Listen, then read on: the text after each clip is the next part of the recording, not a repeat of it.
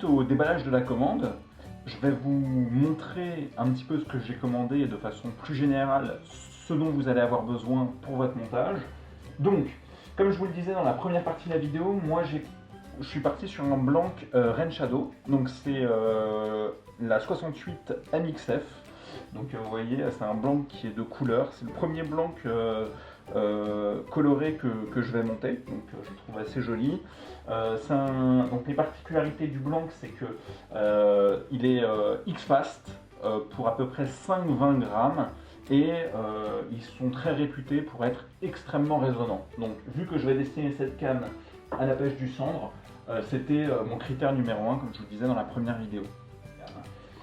Alors, donc sur Roadhouse, moi j'ai décidé de partir sur un kit simple de poignée en liège. Donc ça se présente comme ça. C'est un kit casting parce que j'ai décidé de monter cette canne en casting. Donc du coup voici le kit. Donc tout est à l'intérieur, que ce soit les bagues, le porte-moulinet, le KDPS, le chime, etc. Tout est dedans. Donc je sais qu'avec ce petit sachet, l'intégralité de ma poignée est en kit là-dedans. À côté de ça, j'ai les anneaux. Alors les anneaux qui sont extrêmement importants. Donc moi j'ai décidé de faire simple pour ce montage. Je suis parti sur un kit.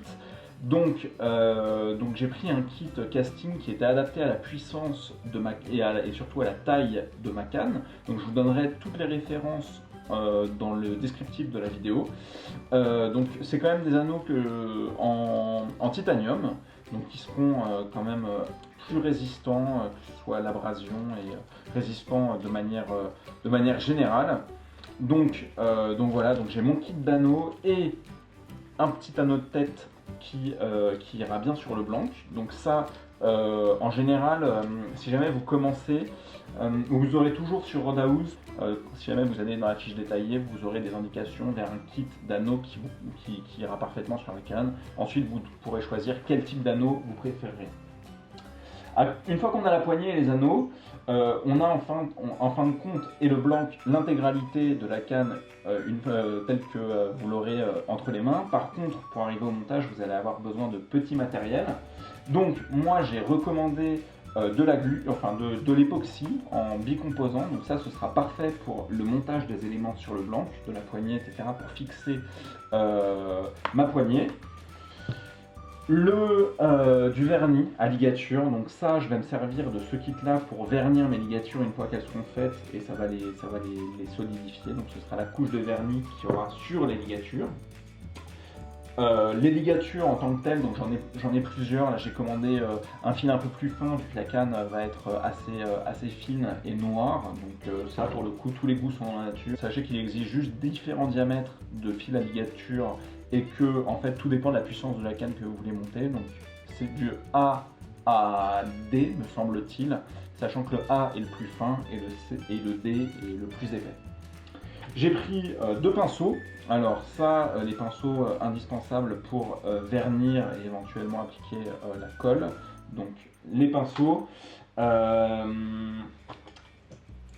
Indispensable aussi un crayon gras blanc pour marquer l'épine du blanc. Donc on y reviendra tout à l'heure. En plus moi j'ai décidé de partir sur un montage casting. Du coup j'aurai besoin de déterminer l'épine, mais vous verrez comment est-ce qu'on installera les anneaux dessus. Donc mon crayon gras blanc. Un brunissoir donc pour aligner parfaitement les ligatures, donc important aussi. Et ensuite hyper important, c'est une lampe à alcool en fait. Donc vous pouvez la remplir d'alcool à brûler et en fin de compte donc vous la remplissez facilement. Vous avez une mèche que vous pouvez allumer. Et une fois que vous allumez la mèche, en fait, en faisant des petites pressions dessus, vous avez une flamme légère qui sort. Et ça, c'est parfait pour vos ligatures, pour enlever toutes les micro-bulles qui se retrouveront dans votre mélange de vernis bicomposant. Donc, assez important. Et enfin, je termine avec deux éléments qui sont aussi importants, mais pas fondamentaux. J'ai donc le banc de montage, présente comme ça. Vous pouvez installer votre blanc sur cet axe. Vous avez ce petit rail qui permet de guider votre fil pour réaliser vos ligatures. Alors j'ai déjà monté des cannes sans, je vous le dis tout de suite, c'est extrêmement galère. Donc ça représente un coût, du coup bon, sachez que vous pouvez le faire sans. Avec, c'est quand même infiniment plus facile. Et c'est la même chose pour ce petit moteur qui va permettre en fait ce tour de séchage. Donc vous voyez quand j'appuie dessus, ça tourne, donc ça va faire sécher de façon homogène la canne une fois qu'elle sera collée et vernie. Encore une fois, c'est comme le banc, j'ai déjà monté ma première canne sans. Je peux vous dire que l'avoir, ça vous change la vie, c'est infiniment plus facile.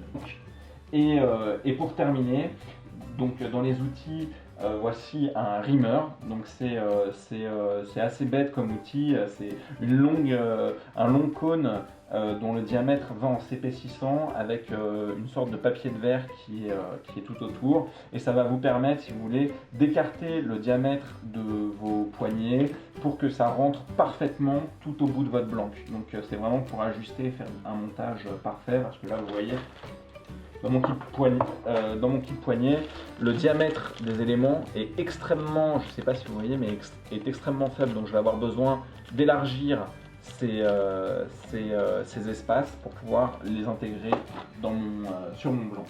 Donc voilà pour l'intégralité du matériel que je vais utiliser. Je pense que j'oublie rien. Et on se retrouve pour la troisième partie où là on va passer dans le vif du sujet et on va tout utiliser et on commencera à monter la canne. Voilà.